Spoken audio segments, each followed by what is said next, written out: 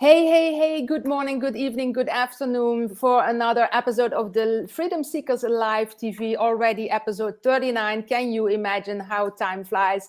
So I have a powerhouse lady. I was just talking to her. She is a mom of two. Her children are 7 and 8 years old. She's born and raised and very proud of it in Michigan.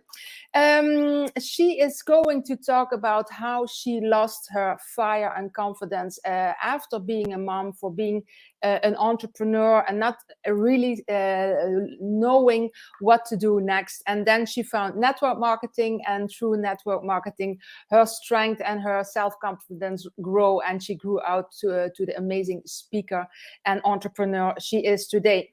So I want to introduce her because she has a lot to talk about. So one moment, I'm going to add her to the stream. And here she is. Hi, Charissa. Hello. How are you? I am fine. I'm great. It's also as hot at your place as it is here, I understand. Yes, it's Yeah. 95 today, so we will Yeah. sweat. Yeah. Yesterday it was 110, 120 here. It was, you couldn't go outside without getting burned immediately. Well, Yeah. I hate to complain about the heat because our Michigan winters are so long. Okay, yeah, I don't complain either, but it was too hot to be outside. But it was nice inside yesterday. Break the air and you're good, right? Yeah. Yeah. Thank you for being here. I have a different background. As normally I'm at my parents' house. I'm going to sit and drink a coffee with my dad later on. So that's nice. I don't see him as much as I want to. So we're going to in this conversation, because this conversation is all about inspiring other women, and you have an amazing journey. You told me just before this we go live, because we didn't know each other, that you totally lost confidence at a certain moment. You lost fire in life. Can you tell us a little bit about the little Charissa and what happened then, the journey before you became an entrepreneur? Can you tell us a little bit about that? Yes. So yeah, entrepreneurship was definitely not planned. I actually didn't even know it was an option. But what had happened is shortly after I had kids. Before kids, I've always had a fire. I have always kind of been that person who people come to, they're attracted to. I welcome people. There's no judgment from me. I'm just a genuine people person. Yeah. After I had kids, I really did lose that fire, and I felt lost. I felt But really, how really, come? What? How do you have? Do you think you there know, was a reason? Because it's not because of your children, but was it the identity of becoming a mom that was different? yes, I've done a lot of reflection on it, and I'm okay with saying it. But yes, I felt very, I felt like I lost my purpose in life, Mm-hmm. and then I felt guilty for even thinking that. If I Yeah. told another mom that I felt like I was lost and I lost my purpose after I had kids, I kind of got that crazy look, like, wait, what? Okay. Yeah. It was The not a good. judgment. The judgment. So I like I said, I reflected on it and I did feel guilty for thinking that, but at the same time, I felt blessed to have my girls, and I finally just sat with it and admitted that I had no desire to go back to work, and my desire was actually to start pouring back into myself, and find me again. That is my desire. My desire is to impact, and I needed to find a way to do that for myself. So I no longer felt guilty. I shed those feelings, and I just had a talk with my Mm-hmm. husband. I said, you know what? I'm going to need you to be okay with this journey that I'm about to go. I need But your how support. did you know what to choose? How did you know I, what to choose? I didn't. I started out by telling my husband I need more time for me to rediscover myself. And it Okay. was a hard conversation. So I started by, you know, taking care of myself again, working out. I started meeting people, and the people I started meeting, we started having these amazing conversations. And that's when I heard about network marketing. Okay. So And I, so that was oh, introduced to you, and did you like it immediately, or was it something that you said, okay, I just try it, I will see? I just said, you know what? I will try it and I will see. Um, Okay. it was an interesting experience for me. I think the biggest thing I got out of network marketing was me growing, me Mhm. finding that confidence again to show up and own who I was and own my message. I'm forever grateful for for that vehicle because it got me where I am today. Was it network marketing itself, or was it um, um, the things that you learned through network marketing, the lessons, the ups and downs, maybe the personal development? That's what they say a lot about network marketing. It's personal development with a paycheck to it. Is that what helped you, or were there other things that were more that built you? That's what helped me. That's what helped me. I was really I started my confidence journey. I really started that journey and I found coaching within network marketing. Now, I didn't stay with that coaching, but you definitely do find that coaching in every network marketing business. And at the time, I totally aligned with it and it was helping me. Um, Later on down the road with network marketing, I started noticing that I wasn't totally aligning with how I was building because I was growing in such a fast way. I was really finding and being okay with what I desire. So Mhm.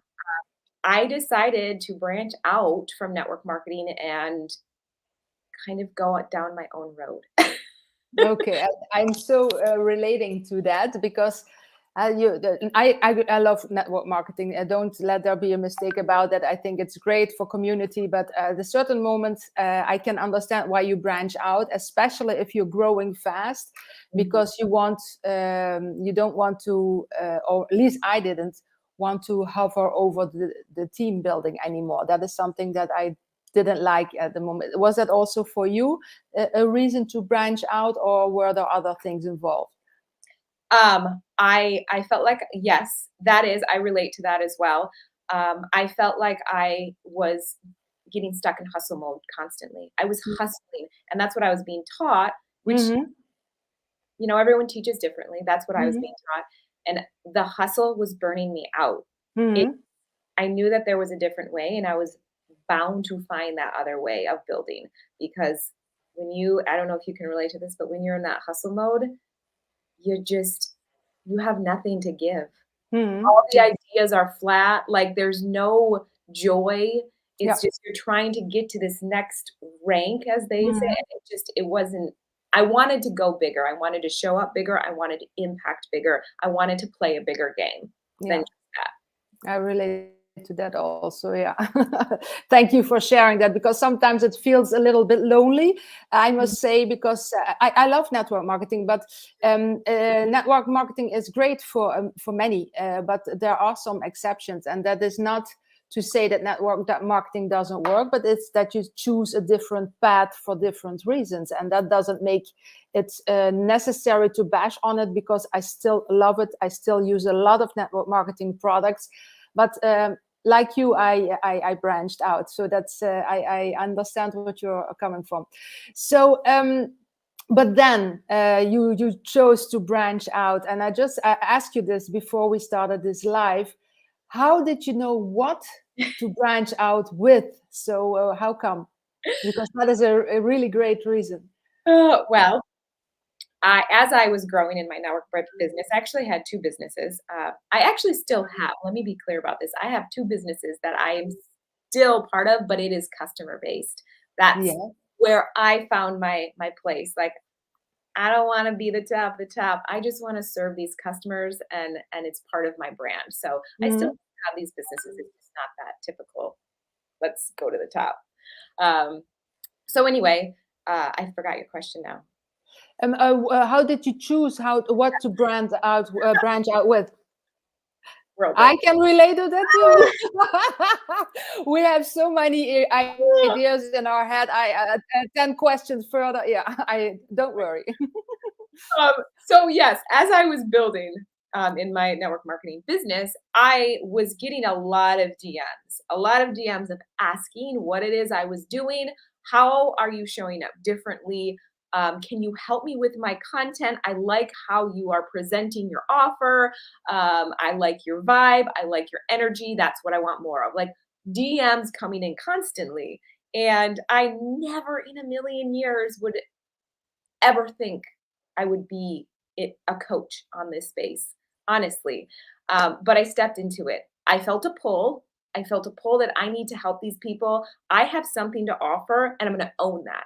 Yeah. And like we were talking about before, I own that expertise of mine. I know that I have a way of really encouraging people to move instead of just sitting there. So that's what I did. And it's funny. This is the funny part of my journey. As I was thinking this, and I was like, I could really do something. I could start my own coaching business. Someone reached out to me. So my mentor, my current mentor, reached out to me and said, hey, I love what you're doing. I love watching you succeed. I love watching you grow. I have this idea. Do you want to start a coaching business with me and another girl? It was meant to be.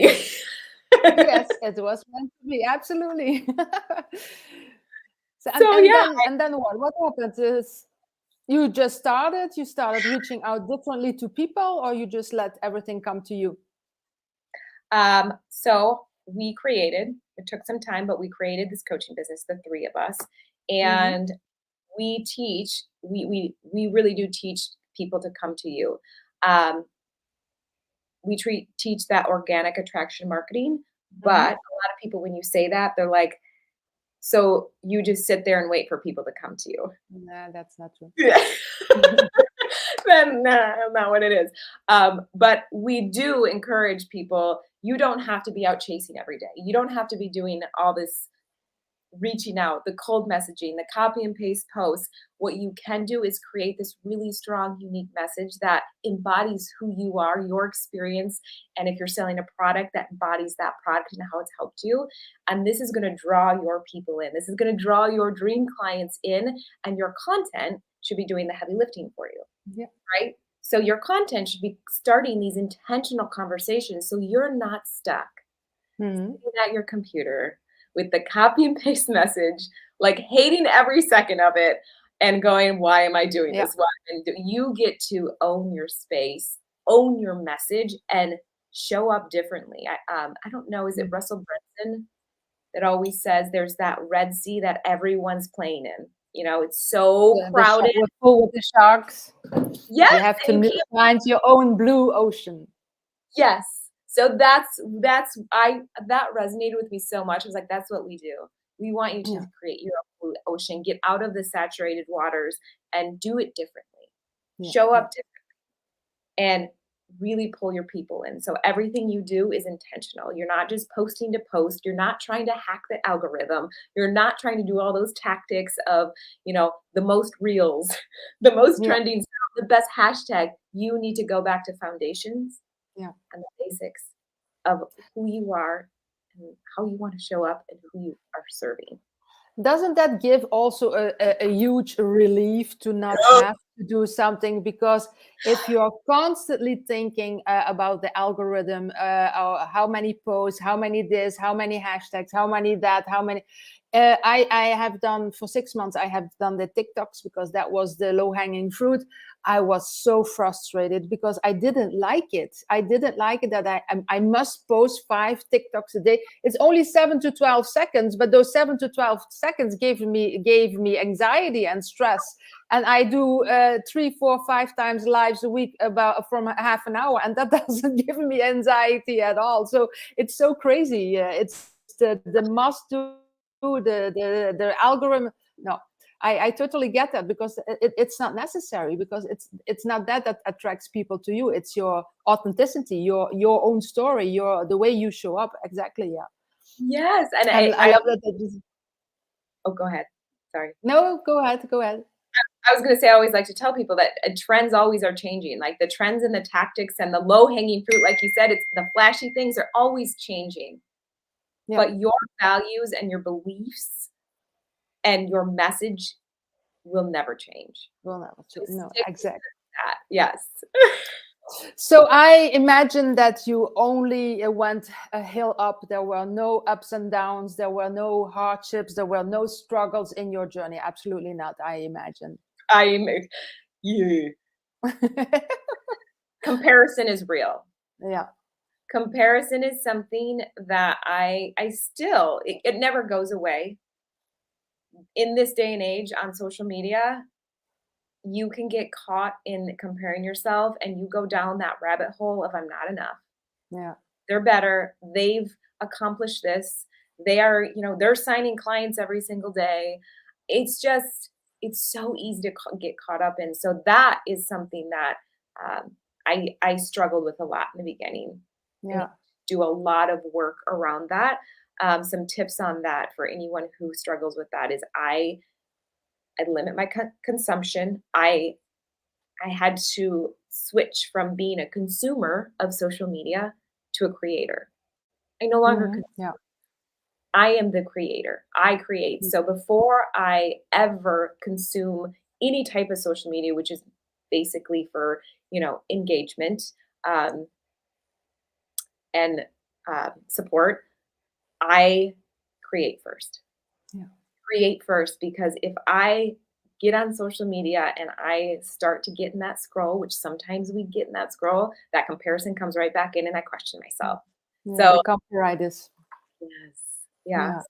So I've definitely learned I am the creator. I'm going to create first before I even open up social media. That's a great idea. Great tip. Mm-hmm. Yeah. Before you let the world in, because that makes the world live in you and not in the other way around. So people that often forget that. I don't open a social media email before 9 a.m.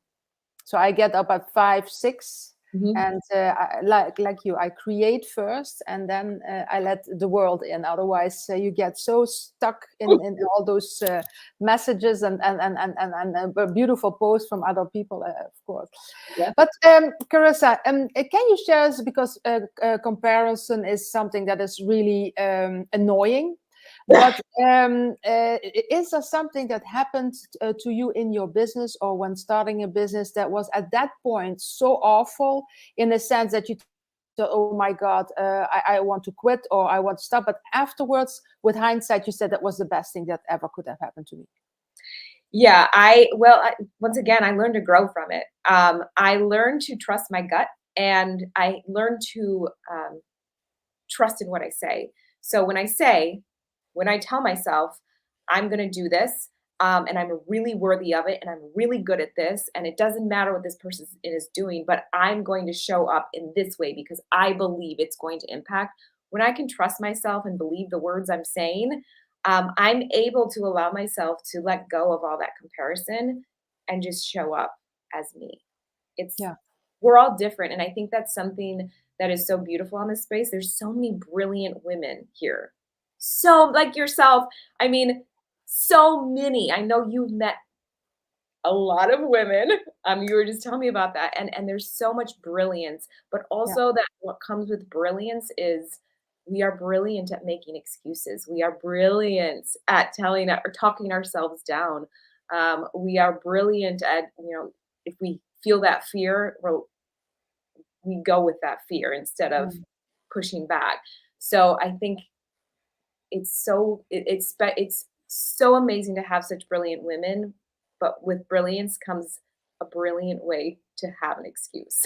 And I realized that, and I realized there's a lot of what I feared so much was just in my head, just those excuses, a brilliant excuse, and I'm going to overcome that brilliant excuse because I'm brilliant. So what are, if you could share maybe, what are 3 to 5 non-negotiables for your business that you do every day? You said already creating, so that's one. Other things that you do on a daily basis? Because I talked to one of my Facebook friends the other day, and she said, are you going to take time off? Yes, I'm going to take some time off, but that doesn't mean that I won't continue to work, because we're always do something for our business, and because it's fun, it doesn't feel like business. But can you share something with those ladies that you do that made the most impact and growth for your business that you do on a daily basis?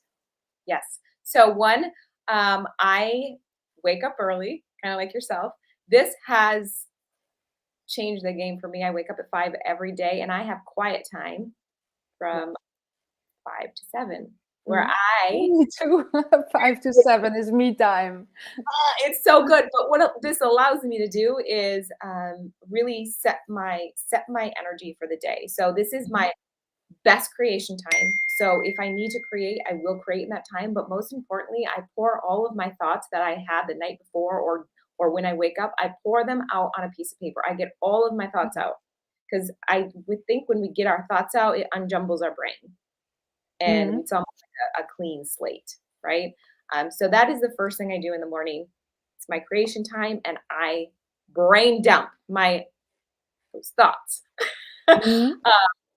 Another thing I do is I'm always having conversations with women, okay? And when I say conversations with women, I'm not reaching out to random women. If I have someone who says they resonate with my posts, I will go in and start an honest conversation with them. Yeah. This is non-negotiable for me. Conversations are what grow your business. If you're not having them, you will not grow. Yeah. Right? Another non-negotiable for me is really taking the time to network, right? Connect with new women. Always growing my network. And then what would be another non-negotiable? I'm trying to think of one more non-negotiable.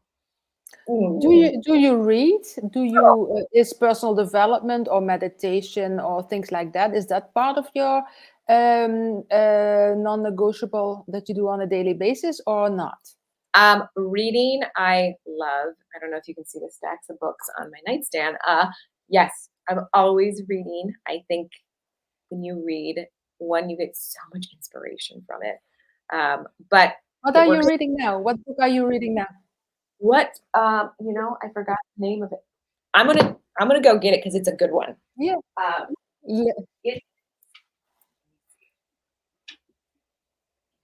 It's a Radical Awakening by Dr. Shefali.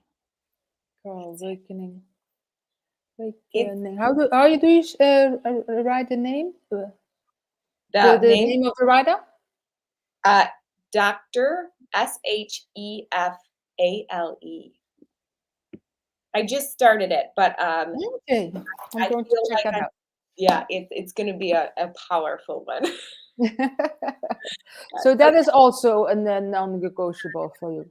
I also, once again, this kind of is just part of me. I've always feel like you need to stay healthy to live a long life. So another non-negotiable for me, I think it helps me every day, is I stay fit. I work out.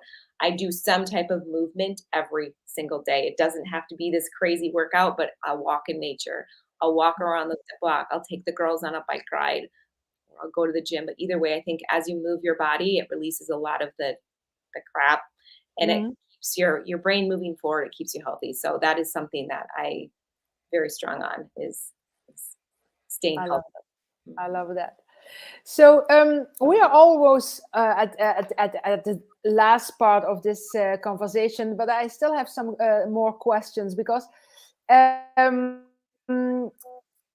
an entrepreneur that is working with women, you know that there are a lot of women out there that maybe would like to start a business or start something for themselves, to, like you, lost their fire, lost their confidence. They are sitting maybe on the fence. They are thinking, okay, is this for me? Can I do something? Why should I have something to say? I don't have a story or whatever. What would you say to these women to inspire them to take a first step to whatever it is going to be? Because sometimes you can have one idea and in 3 years it is totally different.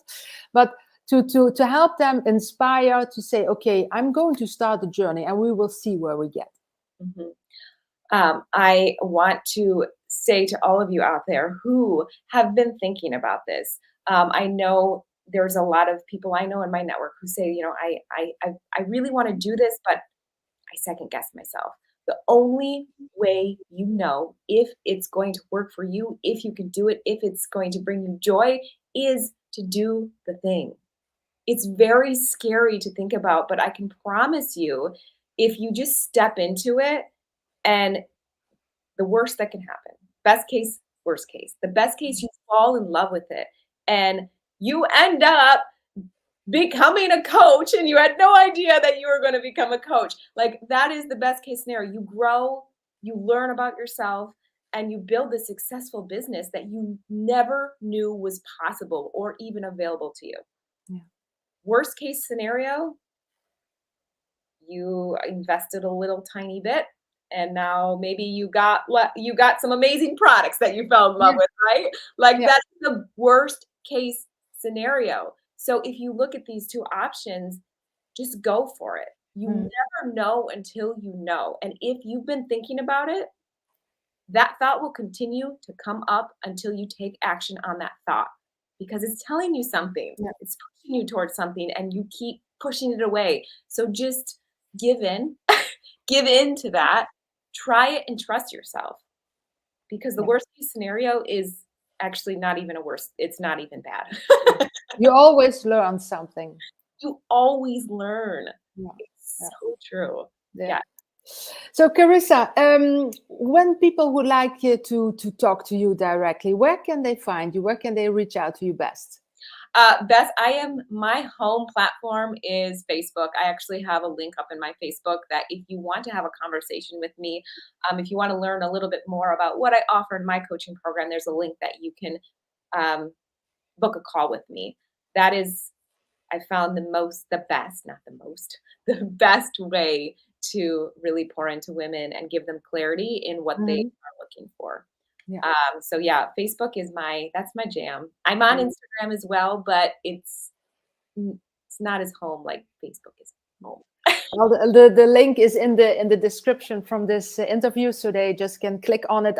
You have the link for the call you have in your bio, so people can go to that and click on it. It's very easy. I just checked it out, so they can go there. So if you have, could you share some last words of wisdom for these ladies before we part? Don't get caught in all the crazy things that you think you and should be doing. There's so much noise on this space, and we get caught in the busy work and forget what we're really here for.